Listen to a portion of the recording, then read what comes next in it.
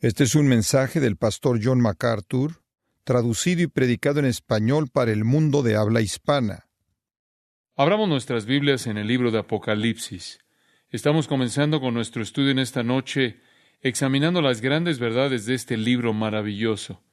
Y como comencé mi estudio hace ya un tiempo atrás, recuerdo que estaba contemplando cómo podría introducir el libro, cómo presentarlo. Y pensé quizás en regresar y comenzar con algunas notas tomadas a partir del libro de Ezequiel, o quizás algunas notas tomadas del libro de Daniel, o quizás algo de enseñanza a partir del libro de Zacarías para prepararlos para este estudio, todos los cuales tocan de una u otra manera en este gran libro. Y pensé acerca de regresar y comenzar quizás en el discurso del Monte de los Olivos de nuestro Señor. Esto es su discusión de su propia segunda venida en Mateo 24 y 25 y también en el Evangelio de Lucas. Y después pensé, quizás ver las epístolas de Pablo o las epístolas de Pedro, ya que hay muchos lugares en donde temas relacionados con la segunda venida de Jesucristo se presentan.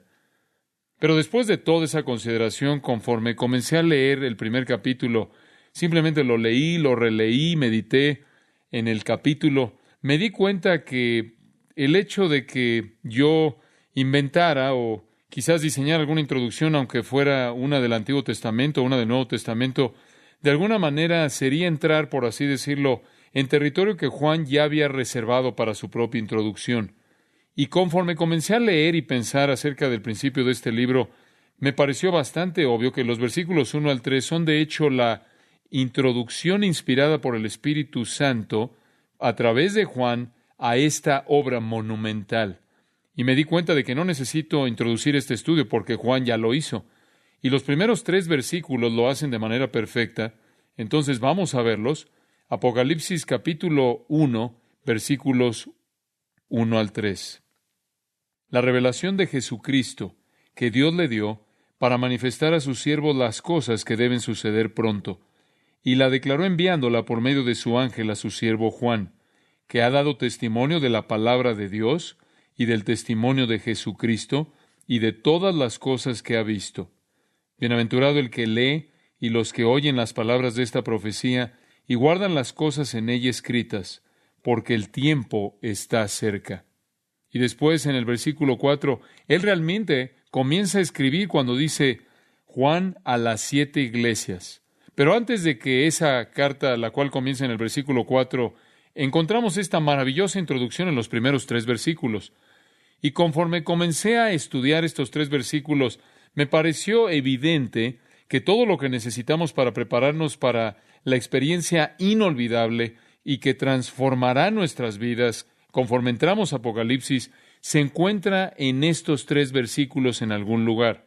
Y entonces lo que quiero que hagamos para ayudarnos conforme nos orientamos hacia este libro, y es muy importante, es muy esencial, es ver estos 3 versículos y ver los componentes de esa introducción que nos colocan con los grandes asuntos, nos acercan a los grandes asuntos y a los grandes temas de este libro. Ahora, para hacer eso, quiero dividir la introducción en varios componentes y compartirlos uno a la vez. Y conforme los vemos, ellos nos introducirán a este libro que es maravillosamente rico. En primer lugar, Juan en su introducción habla con respecto al libro de Apocalipsis acerca de su naturaleza esencial. Su naturaleza esencial. El versículo 1 dice, la revelación. Ahora tenemos que detenernos ahí. Sabían ustedes que yo haría eso, pero tenemos que hacer eso. La naturaleza de este libro es que es una revelación, es la revelación, es la clave para todo lo que sigue. Aquí hay verdades que han estado encubiertas y ahora son reveladas. Hay verdades en el libro de Apocalipsis que fueron llevadas prácticamente en la espalda, por así decirlo, de símbolos, llevadas en la espalda de figuras de dicción en el Antiguo Testamento. Hay verdades en el libro de Apocalipsis que fueron veladas en idioma profético en el Antiguo Testamento. Aunque no hay, y lo repito, aunque no hay citas directas del Antiguo Testamento en este libro entero, no hay citas directas en los 404 versículos, no hay menos de 275 referencias o algún tipo de afirmación que se relaciona o se conecta con verdad profética del Antiguo Testamento. Las relaciones no están en términos de citas, sino en términos de conexiones y referencias más bien que citas directas. Es un libro que está lleno con la revelación, el descubrimiento de aquello que solo fue sugerido inicialmente en el Antiguo Testamento. Además, es obvio para cualquier lector del libro de Apocalipsis que Juan debió haber tenido esto en su propia mente conforme escribió bajo la inspiración del Espíritu Santo la enseñanza de Jesús en el discurso del Monte de los Olivos de Mateo 24 y 25. Y conforme veremos al avanzar a lo largo del libro, hay muchos paralelos a la enseñanza de nuestro Señor en ese gran discurso, el cual está registrado en Mateo 24 y 25. Tanto ha sido revelado acerca del regreso de Cristo en el Antiguo Testamento y en el Nuevo Testamento a través de la enseñanza del Señor Jesús mismo. Entonces, es también verdad que Pablo tuvo mucho que decir acerca de la venida de Cristo, tanto en el rapto de la iglesia y después en el juicio que Él traerá sobre los impíos. Y también es importante notar que Pedro tuvo mucho que decir acerca de la venida de Cristo en sus epístolas, conforme mira hacia adelante ese gran acontecimiento. También debe ser señalado que, inclusive en las epístolas de Juan, se espera el regreso de Cristo. Y también es verdad en la epístola de Santiago, que él le dice al creyente que sea paciente y soporte hasta la venida del Señor. Entonces, se ha dicho mucho acerca de esto. Y lo vuelvo a decir, algo de esto en figuras y algo de esto en símbolos y algo de esto en profecías veladas y en generalizaciones en literatura profética del Antiguo Testamento, algo de ello también muy específico, y después de nuevo en el Nuevo Testamento. Pero aquí en Apocalipsis hay una explosión de detalle acerca del regreso de Jesucristo. Y entonces esta es la revelación, este es el descubrimiento. La palabra es apocalipsis, de la cual obtenemos la palabra apocalipsis, la cual significa literalmente quitar la cubierta, descubrir, quitar el velo, revelar. Esa palabra es usada 18 veces en el Nuevo Testamento, y cuando es usada de una persona, siempre indica que se vuelve visible. Cuando esa palabra es usada de una persona, significa que la persona se vuelve visible. Y entonces lo que tiene usted aquí es la verdad que se vuelve visible de manera clara. La palabra apocalipsis es usada en primer lugar o por primera vez en Lucas 2. Y solo necesito mostrárselas para que puedan tener un sentido de cómo es usada, porque eso necesita estar en su mente conforme piensa acerca de esta palabra en relación al libro de Apocalipsis. En Lucas, capítulo 2, versículo 28, tenemos ahí a los padres del Señor trayéndolo al templo, el bebé Jesús, en donde es encontrado por un hombre llamado Simeón, y dice en Lucas 2, versículo 25, y aquí había en Jerusalén un hombre llamado Simeón, y este hombre justo y piadoso esperaba la consolación de Israel, y el Espíritu Santo estaba sobre él. Y él toma al bebé en el versículo 28 en sus brazos, y con el bebé Jesús en sus brazos, él bendijo a Dios y dijo, ahí en el versículo 28, ahora Señor, 29, despides a tu siervo en paz, conforme a tu palabra, porque han visto mis ojos tu salvación, la cual has preparado en presencia de todos los pueblos, luz para revelación a los gentiles y gloria de tu pueblo Israel. Ahí está la palabra apocalipsis, una luz de apocalipsis, un descubrimiento. Literalmente en este caso una persona hecha visible. Ahora el Mesías, el Cristo, el Salvador ha sido hecho visible. Y habla de una persona que es descubierta. En 1 de Pedro la palabra es traducida aparición. En 1 de Corintios 1:7 es traducida venida o llegada. En Romanos 8:19 manifestación. Entonces significa todo eso un descubrimiento, alguien hecho visible, el hecho de que una persona resplandece para que todas la vean, la aparición, la llegada, la manifestación, esa es su esencia. Ahora, hay verdad en la declaración de que toda la Escritura es revelación. Eso es verdad. Pero en un sentido muy especial, este libro es la revelación, observen, de Jesucristo. revela a Jesucristo brillando, siendo descubierto. Aquí vemos la gloria refulgente de Cristo revelada. Ahora, muchas personas dan por sentado, y necesito comentar acerca de esto, que este libro esconde cosas. La gente lee este libro y está absolutamente confundida por él. La gente lo lee y asume que es algún tipo de adivinanza misteriosa, extraña, exótica, imposible de resolver, algún tipo de rompecabezas que el hombre nunca podría entender. Asumen que es vago, u oscuro, complejo, incomprensible y confuso. Pero este libro no es la cobertura, no es el encubrimiento. Este libro es la revelación. Y es importante señalar eso. No es la cobertura, sino que es la revelación, el descubrimiento. ¿Y qué es lo que revela? ¿Qué es lo que descubre? Bueno, muchas cosas, muchas cosas. Conforme vemos este libro, vamos a encontrar que revela advertencias a la iglesia acerca de sus pecados en los que cae con frecuencia. Revela instrucción a la iglesia acerca de la necesidad de santidad. Revela el poder asombroso y la fortaleza vencedora, gloriosa de Cristo y el cristiano sobre el pecado y Satanás. Revela el triunfo definitivo de los creyentes que son matados por la causa de Cristo. Revela la gloria de la adoración. Revela el fin de la historia humana. Revela el marco político final del mundo. Revela el triunfo del propósito salvador de Dios. Revela la carrera del anticristo y la batalla final del Armagedón y la alineación de las naciones del mundo. Revela la necesidad de pelear contra las fuerzas de la maldad de manera paciente. Revela las glorias del reino de Cristo en la tierra y en los nuevos cielos y en la nueva tierra. Revela el triunfo definitivo de los propósitos salvadores de Dios, sin importar lo que Satanás trata de hacer. Revela la victoria de Cristo sobre todos los poderes humanos y demoníacos. Revela el final de Satanás y el final del pecado. Es lo opuesto a un rompecabezas, es lo opuesto a un misterio. No es encubrir algo, no es esconder algo, sino que es un descubrimiento, una revelación. Y entonces decimos que su naturaleza esencial es que es la revelación, y esa palabra es escogida con mucho cuidado por Juan. Es el apocalipsis, es el descubrimiento de detalles que hasta este punto en la historia habían sido escondidos de la perspectiva humana. La historia del fin del universo y cómo se llevará a cabo y lo que vendrá después de eso. De hecho, la mejor manera de decirlo es que es una historia de primera página del futuro del mundo escrito por alguien que estuvo ahí. Si pudiera titular el estudio de Apocalipsis con un concepto contemporáneo, lo titularía De regreso al futuro.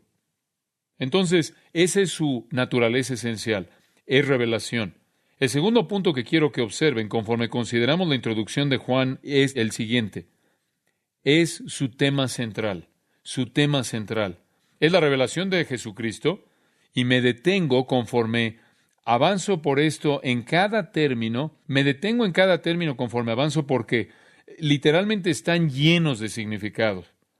Es la revelación de Jesucristo. Ahora, algunas personas piensan que eso significa que el libro es de Jesucristo. Bueno, ciertamente en un sentido es verdad eso. En Apocalipsis 22:16, en el último capítulo, dice: Yo, Jesús, he enviado mi ángel para daros testimonio de estas cosas en las iglesias.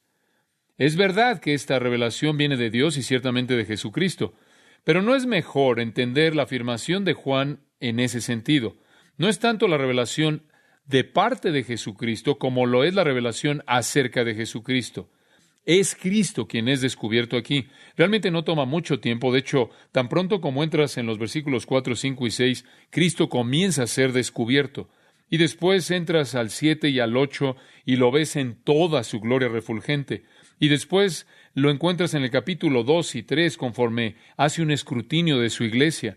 Y después en el capítulo 4 hasta el 22, el tema entero es el descubrimiento de la gloria de Cristo en su segunda venida, conforme Él retoma la tierra y la quita de manos del usurpador, Satanás, y establece su reino, tanto el reino en este mundo y el reino en el mundo por venir.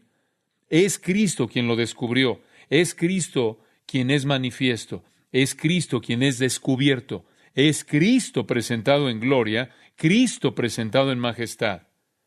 Ahora, en ese sentido, quizás entenderá usted lo que quiero decir si le digo que es muy parecido a los evangelios, Mateo, Marcos, Lucas y Juan. Solo en este sentido se distingue, en este gran sentido se distingue. Los evangelios descubrieron a Cristo en su primera venida en humillación. El libro de Apocalipsis descubre a Cristo en su segunda venida en exaltación. El tema de Mateo, Marcos, Lucas y Juan es Jesucristo en su humillación. El tema de Apocalipsis es Jesucristo en su exaltación, pero Él es el tema. Este es el Apocalipsis. Este es el Apocalipsis de Jesucristo. Es el descubrimiento de Jesucristo. Por cierto, esa frase es usada en otros lugares en el Nuevo Testamento. En 1 Corintios capítulo 1, versículo 7 dice que estamos esperando con expectativa la Apocalipsis de Jesucristo. El Apocalipsis, el descubrimiento de Jesucristo. En 2 de Tesalonicenses capítulo 1 y versículo 7 dice, el Señor Jesucristo será revelado o manifestado. Ahí está esa misma frase, el Apocalipsis Jesucristo. La encontramos ahí, ese mismo texto en 2 de Tesalonicenses capítulo 1. Inclusive Pedro usa la misma frase en 1 de Pedro 1:7. Él dice, seremos hallados para alabanza, gloria y honra en el Apocalipsis de Jesucristo, la venida de Jesucristo. Las mismas palabras aparecen en otro texto y quiero que lo vean. Gálatas capítulo 1. Gálatas capítulo 1. Y aquí creo encontramos una nota muy importante para que no malentendamos su significado. En Gálatas capítulo 1, Pablo está hablando de cómo él ahora predica el Evangelio. Y en el versículo 11, él dice, mas os hago saber, hermanos, que el Evangelio anunciado por mí no es según hombre, no es de acuerdo con el hombre. Él dice, no recibí mi mensaje de una fuente humana. Versículo 12, pues yo ni lo recibí ni lo aprendí de hombre alguno, sino por una Apocalipsis Jesucristo.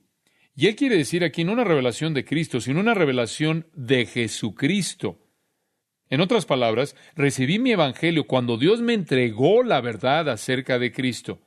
Para ver que eso es lo que él significa, solo necesitas leer un poco más adelante, versículo 13, cuando dice, porque ya habéis oído acerca de mi conducta en otro tiempo en el judaísmo, que perseguía sobremanera la iglesia de Dios y la asolaba. Y en el judaísmo aventajaba a muchos de mis contemporáneos en mi nación, siendo mucho más celoso de las tradiciones de mis padres. Pero cuando agradó a Dios, que me apartó desde el vientre de mi madre y me llamó por su gracia, revelar a su Hijo en mí, para que yo le predicase entre los gentiles, no consulté enseguida con carne y sangre, y demás. Él dice, yo recibí una revelación de Jesucristo, del Dios que me llamó a través de su gracia, y le agradó revelar a su Hijo. Entonces, cada uno de estos usos de esta misma frase, Apocalipsis Jesucristo, son coherentes con la idea de que esta es una revelación acerca de Jesucristo, no una revelación de parte de Jesucristo que el escritor tiene en mente. Ahora, de regreso al libro de Apocalipsis. Lo que él está diciendo aquí es que Jesucristo es el gran tema central de este libro, el cual cierra la Biblia. Uno de mis predicadores favoritos del libro de Apocalipsis es W. A. Criswell. Durante muchos años, el pastor honrado de la primera iglesia bautista de Dallas, Texas, en donde he predicado varias ocasiones, tuve ese privilegio y bendición, y al comentar acerca del libro de Apocalipsis, él dijo lo siguiente, y cito, la primera vez que nuestro Señor vino a este mundo, Él vino en el velo de nuestra carne. Su deidad fue cubierta con su humanidad. Su deidad fue escondida por su humanidad. Solo de vez en cuando su deidad brilló, como en el monte de la Transfiguración o como en las obras milagrosas. Pero en la mayor parte del tiempo, la gloria, la majestad, la deidad, la maravilla y el asombro del Hijo de Dios, la segunda persona de la Santa Trinidad, estuvieron veladas. Esos atributos fueron cubiertos en carne. Él nació en un establo. Él creció en pobreza. Él conoció lo que era tener hambre y tener sed. Él fue golpeado, Él fue azotado, Él fue lastimado. Él fue crucificado y resucitado como alguien que sufrió la burla de la tierra entera. La última vez en que este mundo vio a Jesús fue cuando lo vio colgando en vergüenza, miseria y angustia sobre la cruz. Más tarde apareció a unos cuantos de sus discípulos que creyeron en él, pero la última vez que este mundo incrédulo jamás vio a Jesús fue cuando lo vio morir como un criminal, como un malhechor crucificado en una cruz romana. Esa fue parte del plan de Dios, una parte de la gracia inmesurable, imposible de medir, iluminable y el amor de nuestro Señor. Por su llaga fuimos nosotros curados. Fin de la cita. Después él añade lo siguiente, y cito, pero después, ¿acaso eso es todo lo que el mundo verá de nuestro Salvador, muriendo en vergüenza en una cruz? No. También es parte del plan de Dios que algún día este mundo incrédulo, blasfemo, impío, verá al Hijo de Dios en su plenitud de gloria, en toda su virtud, majestad, en la maravilla y asombro de su deidad. Y entonces todos los hombres lo verán como realmente es. Lo verán sosteniendo en las manos el título de propiedad del universo, sosteniendo en sus manos la autoridad de toda la creación en el universo sobre nosotros, en el universo a nuestro alrededor y en el universo debajo de nosotros, sosteniendo este mundo y su destino en sus manos perforadas y amorosas. Fin de la cita. Una vez que atraviesas por este libro, será aparente que está viendo usted como tema central a Jesucristo. De hecho, nuestro bendito Señor Jesucristo aparece en 7 imágenes primordiales. Él es el Hijo de Dios glorificado, resucitado entre las iglesias. Él es el Cordero en el cielo, investido de manera pública con autoridad para desempeñar los juicios determinados preliminares sobre los hombres. Él viene a la tierra como el Rey de Reyes y Señor de Señores. En cuarto lugar, Él es Cristo. En quinto lugar, Él es el juez en el juicio del gran trono blanco. En sexto lugar, Él es el Cordero que está en el trono de Dios y el Cordero. En séptimo lugar, Él es yo, Jesús, la raíz y la simiente de David, la estrella resplandeciente de la mañana.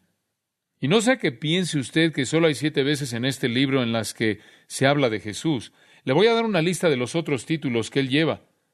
En este libro él es el testigo fiel, el primogénito de entre los muertos. Él es el soberano de los reyes de la tierra. Él es el alfa y el omega. Él es el principio y el fin. Él es el que era, el que es y el que está por venir. Él es el todopoderoso. Él es el primero y el postrero. Él es el Hijo del hombre. Él es el que vive. Él es el que tiene en su mano las 7 estrellas, esto es en su diestra, el que camina en medio de los 7 candeleros de oro. Él es el que tiene la espada filosa de 2 filos. Él es el Hijo de Dios. Él es el que tiene ojos como llama de fuego y pies como bronce bruñido. Él es el que tiene los 7 espíritus de Dios y las 7 estrellas. Él es el que es santo, el que es verdadero, el que tiene la llave de David, el que es el Amén, el testigo fiel y verdadero, el principio de la creación de Dios, el león de la tribu de Judá, el Señor santo y verdadero, el Señor Dios todopoderoso, el Rey de los santos y el Verbo de Dios. Todo eso en este libro. Él es el centro del libro y Él es la circunferencia del libro. Él es el principio y el fin. Él es lo que está arriba y lo que está abajo. Él es el que está adentro y afuera. Él está por encima y por abajo. Los cielos son abiertos en este libro y va a haber una visión de Jesucristo, no en humildad, no en forma humana. Va a haber una visión de Jesucristo en su majestad soberana y su gloria eterna. Y va a resplandecer delante de sus ojos durante un periodo prolongado de tiempo, como lo hizo por un microsegundo en la visión de Esteban. ¿Se acuerda de eso? Él vio al Hijo de Dios en el cielo cuando estaba muriendo como mártir en Hechos 7:56. Lo que fue un vistazo, fue un flash, fue un destello momentáneo en sus ojos, será prolongado en su visión conforme vamos desde el capítulo 1 hasta el capítulo 22. Jesucristo siempre visto en gloria majestuosa, nunca en humillación.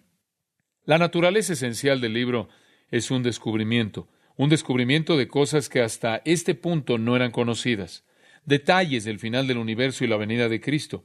El tema central, Jesucristo. Regrese al versículo 1. Avancemos. La revelación de Jesucristo que Dios le dio. Eso me lleva a discutir la fuente divina de este libro. ¿Quién es la fuente divina? Dios, que Dios le dio. Que Dios le dio. Notarán que Dios está en mayúsculas en su Biblia y prácticamente está hablando de el Padre, y aquí cuando dice Dios le dio, se está refiriendo al antecedente que es Jesucristo. Lo que está diciendo, escuche esto, Dios le dio este libro ¿a quién? A Jesucristo. Ese es un pensamiento interesante, ¿no es cierto? Y supongo que podría preguntarse, hacerse la pregunta que yo me hice.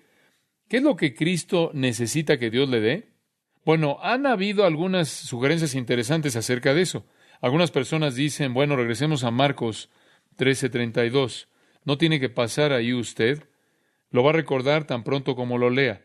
Marcos 13:32. Encontramos ahí palabras conocidas y recordará que esta es una declaración asombrosa que hace el Señor Jesús. Marcos 13:32. Pero de aquel día y de la hora nadie sabe. Esto es del regreso del Hijo del Hombre. Ni aun los ángeles que están en el cielo, ni el Hijo, sino el Padre. ¿Se acuerda de eso? Y muchas veces hemos preguntado, ¿cómo es posible que Jesús, si es Dios, no sabe eso?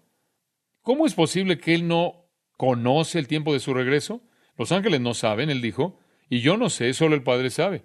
Pero eso es lo que dijo. En su humillación, cuando Él vino como un siervo a este mundo y se humilló a sí mismo, y tomó la forma de un hombre y restringió el ejercicio libre de sus atributos, Él limitó su propio conocimiento.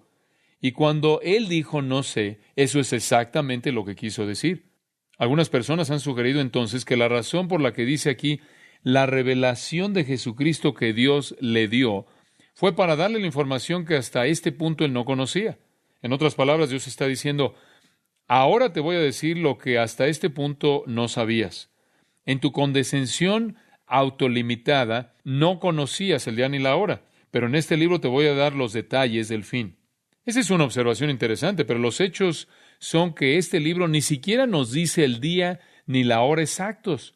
Entonces, eso realmente no responde a esa pregunta. Creo que sería una suposición apropiada que nosotros hiciéramos que ahora el Hijo de Dios está glorificado y de regreso a la diestra en el trono de Dios, y ahora Él ha entrado al ejercicio pleno de todos sus atributos, incluyendo su omnisciencia, y Él ahora sabe de cualquier manera, y no tuvo que esperarse hasta el 96 después de Cristo, cuando este libro fue escrito, para poder saber el día y la hora o los detalles.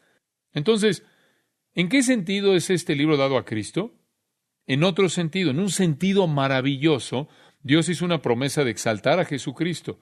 Dios hizo una promesa de que Jesucristo sería el Rey de Reyes y Señor de Señores, y que Él sería el Rey de la tierra. Dios hizo una promesa de que Jesucristo sería el heredero de todo lo que el Padre posee.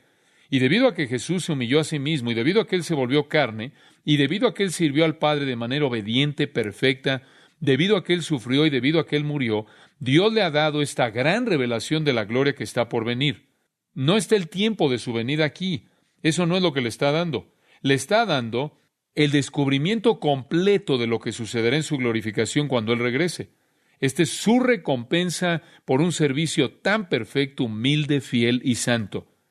Sería como un padre que le dice a su hijo, has sido un buen hijo, has sido un hijo maravilloso, has sido un hijo obediente, has sido un hijo que ha cumplido su deber, y en tu fidelidad a mí como tu padre yo te he prometido que si eras fiel, y si tú hacías lo que te pedí que hicieras, y si cumplías las metas que yo establecí para ti, entonces yo te daré a mi herencia. Y el padre entonces dice, ahora hijo, aquí está. Aquí está todo escrito de manera completa y te lo entrego a ti, ahora es tuyo. En un sentido, eso es exactamente lo que Dios ha hecho con el libro de Apocalipsis. Amados, ¿pueden entender esto? Estamos oyendo el libro, estamos oyendo, por así decirlo, el regalo de este libro que Dios el Padre le dio a su Hijo. Es para Él. Dios es la fuente. El destinatario primordial es Jesucristo y cuenta la historia asombrosa, gloriosa, maravillosa de lo que va a suceder en el futuro cuando el Hijo obediente regrese en gloria plena. Piénselo en esta manera. La resurrección fue el primer enganche del Padre de la herencia. Fue la primera probada evidente de la herencia fue la resurrección. Dios lo resucitó de los muertos. La segunda muestra evidente del placer del Padre fue la ascensión, esto es de que el Padre estaba complacido, fue la ascensión.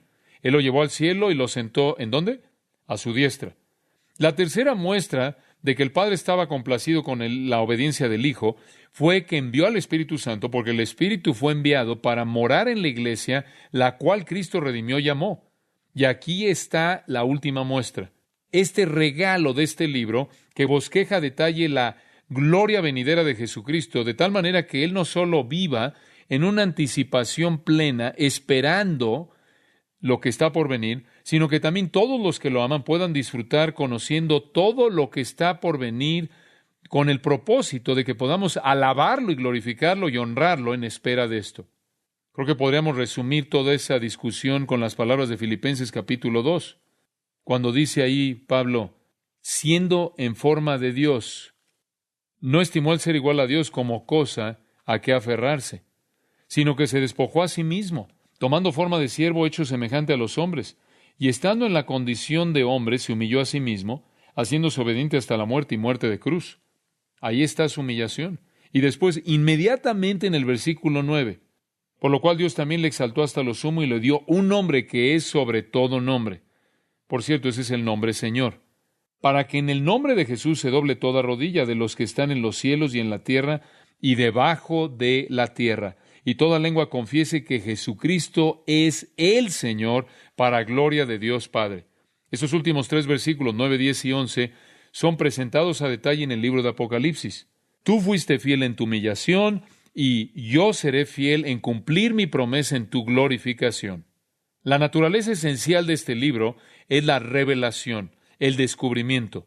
El tema central de este libro es el descubrimiento de Jesucristo. La fuente divina de este libro es Dios quien lo dio y quien lo dio a Cristo como un testimonio de la gloria futura que Él disfrutaría. Y realmente tenemos un gran privilegio, ¿no es cierto? Poder ver esto, y con frecuencia cuando un padre deja una herencia a su hijo y señala en el testamento y presenta todo y cómo va a ser de manera precisa dada a su hijo, es un documento sellado y es un documento al cual no se le permite a nadie ver. Nadie se le permite verlo. Está sellado y es colocado en un lugar seguro en el cual no se puede alterar. Qué maravilloso es, sin embargo, que este libro ha sido abierto para nosotros. De hecho, en el capítulo 6 vemos el título de propiedad de la herencia, que es abierto, es desenrollado, y 7 sellos son rotos, y todos son descubiertos para que nosotros lo entendemos. Ahora, esto nos lleva al siguiente punto en su introducción. Dios es el autor divino de esta revelación de Jesucristo, la cual es dada a Él. Pero ¿quiénes son sus destinatarios humanos? ¿Quiénes son sus destinatarios humanos? Por favor, observe la revelación de Jesucristo que Dios le dio para manifestar a sus siervos. Juan toma otro paso en comprender este libro. Es para manifestar a sus siervos. No es solo para que Cristo lo vea, lo entienda y lo espere, sino que es para ser mostrado a nosotros. No fue escrito para nosotros, Dios se lo dio a Él, y Él nos ha dado el derecho de verlo. ¿Cuál es la palabra siervos? Dulos, esclavos, eso es lo que significa, esclavos. Ahora, ¿me permite señalarle algo aquí?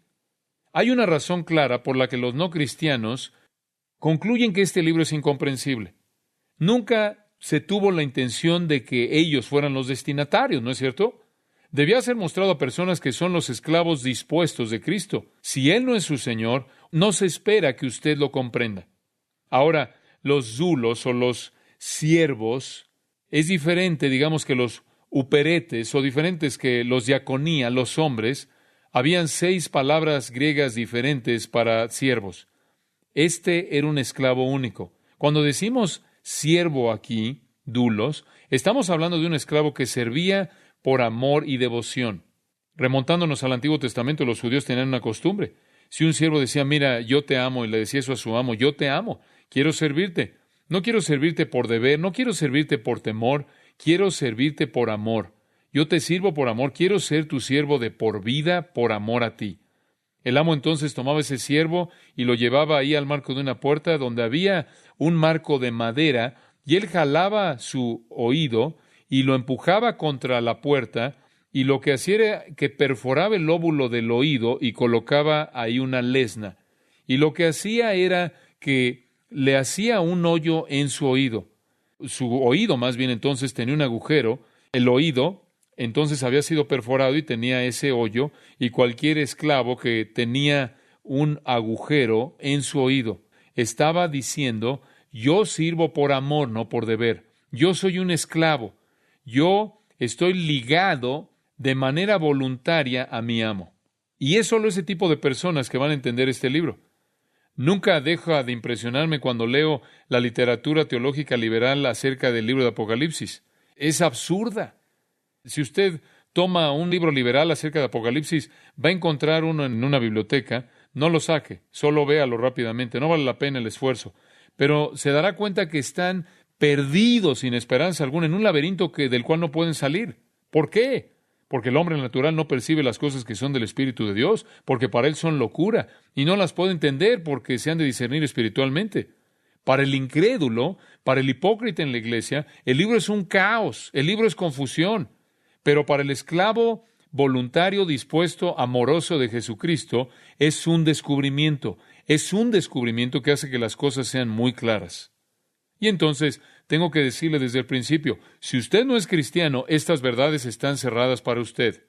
Puede entender las palabras que digo, y conforme avanza, si usted escucha cuidadosamente a mi explicación, puede tener sentido, lo puede entender en términos de la información en la página, pero nunca cautivará su vida, nunca se volverá real para usted en su corazón, usted nunca comprenderá su significado de manera plena, en términos de su verdadera profundidad, porque usted no es un esclavo. Ustedes recuerdan de regreso en Mateo 13, cuando Jesús estaba enseñando en parábolas, le dijo a sus discípulos: les hablo en parábolas porque viendo no ven, y oyendo no oyen ni entienden. Usted puede ver la página, puede ver las palabras, pero no verá con ojos espirituales. Usted no va a comprender. Y después le dice a los discípulos en el versículo 16, bienaventurados son vuestros ojos porque ven y sus oídos porque oyen, porque ustedes son esclavos. Este es un libro para cristianos y nadie más lo puede entender.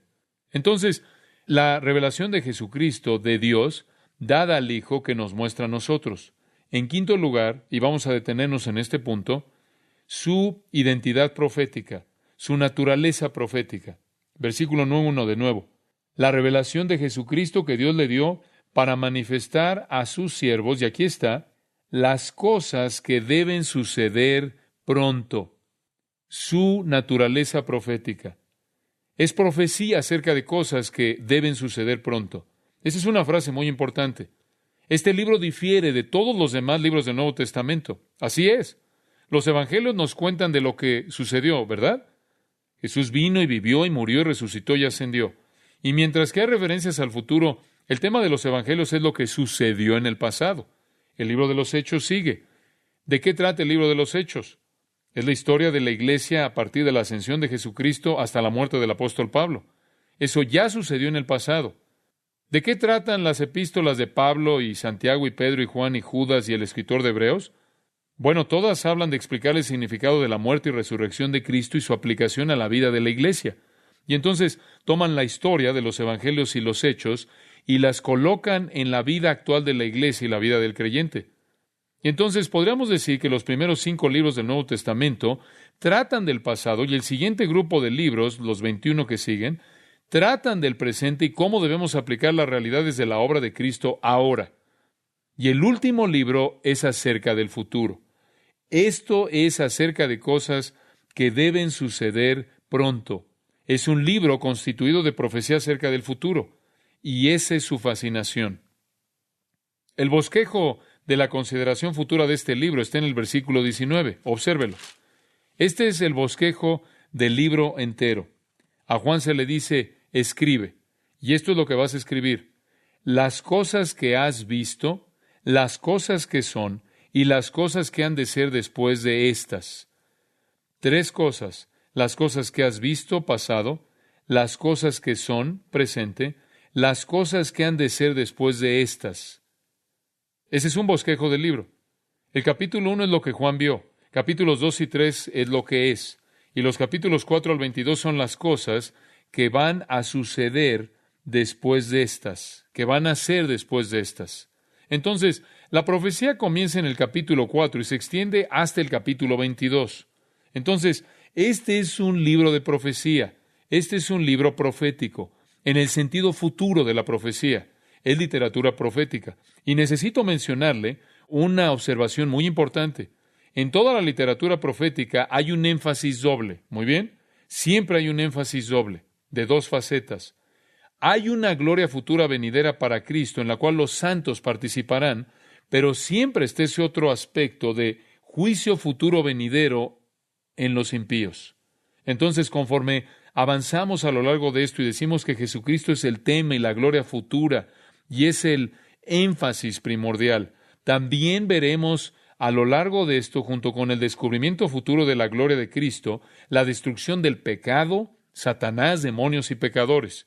Mientras que con toda certeza predice a detalle la gloria venidera de Jesucristo y la manera en la que los santos van a compartir en esa gloria, también predice la condenación de pecadores. Y entonces sus verdades, como Juan lo señala en el capítulo 10, son amargas y dulces, amargas y dulces. Es un libro de juicio, es un libro de condenación. Habla del fin del mundo, el fin de la historia humana, el fin de los pecadores. Y el lado más oscuro de el panorama en ningún momento se encubre. También es revelado de manera plena. Dios es justo, como lo sabemos. El pecado debe ser castigado. La impenitencia y la rebelión van a llevar finalmente a la miseria y a la derrota, al desastre, a la muerte y al juicio eterno. Este no es un libro sentimental. Este es un libro serio. Es un libro contundente. Es un libro que llega hasta la profundidad de nuestro corazón y nos conmueve. Es un libro molesto. No hay una tolerancia débil de la maldad. Hay un cordero que ha sido matado, pero está la ira del cordero también. Está un río del agua de la vida, pero también hay un lago de fuego también. Aquí encontramos a un Dios de amor que va a morar entre los hombres y va a quitar toda lágrima y va a aboler la muerte y a aboler la tristeza y a aboler el dolor. Pero antes de eso, Él enviará a sus enemigos a un lugar de tristeza y dolor y muerte y lágrimas que es inconcebible. Y entonces no se encubre, no se esconde el lado oscuro de la gloria de Cristo. Un día más brillante está por venir, sí, pero viene el trueno antes del amanecer. Y entonces veremos el futuro. Será de regreso al futuro conforme regresamos a este libro antiguo escrito en el 96 después de Cristo y veamos en él el futuro escrito por un hombre que estuvo ahí, ya que Juan el apóstol estuvo ahí transportado por visiones. Es profecía. Ahora hay algunas personas que no creen que es verdad, que esto es verdad. Los teólogos liberales dicen esto, dicen, bueno, es simplemente una mirada en retrospectiva, es mirar al pasado. Dicen, no, el libro de Apocalipsis es una mirada atrás y describe los acontecimientos cumplidos en el reinado de Nerón del 54 al 68 después de Cristo. Describe el tiempo en el que Pablo y Pedro fueron martirizados. Algunos dicen, no, mira atrás desde el tiempo del emperador Domiciano, desde el año 1 después de Cristo al 96 después de Cristo, cuando todas estas cosas registradas ocurrieron. Esta es llamada la perspectiva preterista. Quizás usted ha escuchado esa palabra. Preterista es la palabra latina, en latín, para pasado. La gente que dice, no hay nada profético, no es sobrenatural, no es el futuro, simplemente es una mirada atrás y está describiendo lo que sucedió bajo Nerón o describiendo lo que sucedió bajo Domiciano. Por cierto, eso es absolutamente imposible, absolutamente imposible. Conforme avanzamos a lo largo del libro, será obvio, será aparente, va a ser claro que las cosas descritas no sucedieron entonces. Si hubiera sucedido, nadie estaría aquí. Ahora, hay otras personas que dicen no. De hecho, es un panorama que comienza en el momento en el que Juan escribió y simplemente está describiendo toda la historia de la iglesia hasta la segunda venida. Entonces hay algunos que llegan a este libro y encuentran aquí a la Iglesia Católica Romana, encuentran a muchos papas diferentes, encuentran aquí a Constantino, encuentran a Mahoma aquí, inclusive encuentran la Revolución Francesa aquí, encuentran todo esto, inclusive encuentran a los jesuitas. Eso es imposible. No puede tomar este periodo de acontecimientos, esta lista masiva de acontecimientos, y tratar de tejerla por toda la historia de la Iglesia. Porque si usted lee el libro de Apocalipsis con cuidado, la mayor parte del drama sucede en un periodo de 3,5 años, 42 meses, 1260 días. Es imposible tratar de colocar todo este periodo de tiempo a lo largo de la época de la Iglesia o de la historia de la Iglesia. Eso es lo que se conoce como la perspectiva histórica. Hay un tercer grupo que viene y dicen, bueno, realmente no habla este libro de personas reales, realmente no habla de acontecimientos reales, no habla de actos reales o guerras reales, simplemente es alegórico. Todo habla de una batalla espiritual y esto realmente lo que tenemos que hacer es espiritualizarlo. Y lo que eso significa es que usted puede hacer que esto signifique absolutamente lo que usted quiere que significa. No hay reglas en ese juego, porque si no significa lo que dice y significa lo que usted cree que dice, entonces lo que usted piensa es la autoridad. Entonces, lo que todo el mundo piensa que dice sería lo que significa, y debido a que todo el mundo pensaría que dijo algo diferente, puede significar cualquier cosa. Esta es conocida como la perspectiva idealista. Esta realmente es la perspectiva torpe. Eso nos deja con una otra opción, y realmente es que esto es futuro. Dice usted, bueno, ¿por qué cree que habla del futuro? Porque dice las cosas que han de ser después de esta. Y dice en el versículo 1 más bien, las cosas que deben suceder pronto. Y si usted lo lee, es obvio que esas cosas realmente no han sucedido. ¿Qué tal acerca de resurrecciones masivas? ¿Ya han sucedido? ¿Qué hay acerca de, y pueden revisar los cementerios, claro, qué hay acerca de holocaustos de proporciones que no se han oído, en donde 1/3 del mundo entero es matado? ¿Eso ha ocurrido? ¿Qué hay acerca de la destrucción del sistema humano entero como lo conocemos y la construcción de un nuevo cielo y una nueva tierra? ¿Ha sucedido eso? Absurdo. Solo hay una manera de ver esto y es profecía futura. Entonces, nos estamos embarcando en una revelación de Jesucristo de Dios a cristianos acerca del futuro, el tiempo de la venida de Cristo. Y como Walter Scott dijo hace mucho tiempo atrás, y cito, la profecía aniquila el tiempo. La profecía aniquila el tiempo y todas las circunstancias que intervienen y se concentra en el umbral del cumplimiento. Fin de la cita. Y literalmente vamos a ser transportados de regreso al futuro y simplemente vamos a aterrizar en el fin. Eso es lo que podemos esperar. Oremos. Padre, conforme hemos comenzado este estudio, ya estamos llenos de emoción, entusiasmo, anticipación, espera, expectativa. Poder ver y entender la revelación de Jesucristo que tú le diste, la cual Él ahora nos muestra acerca del futuro, es algo tan emocionante. Oro por toda persona que está aquí, que pueda tener ojos para ver y oídos para oír y un corazón para entender porque son esclavos de Jesucristo. Una de las grandes riquezas de ser cristiano es poder comprender la verdad, poder entender la revelación de Jesucristo que le diste para mostrárnosla. ¡Qué emoción! Que el Señor Jesús nos abriera lo que era para Él y nos permita compartir estas verdades para que podamos saber, podamos conocer el futuro antes de que venga, para que podamos leer la historia antes de que suceda y vivir a la luz de ella.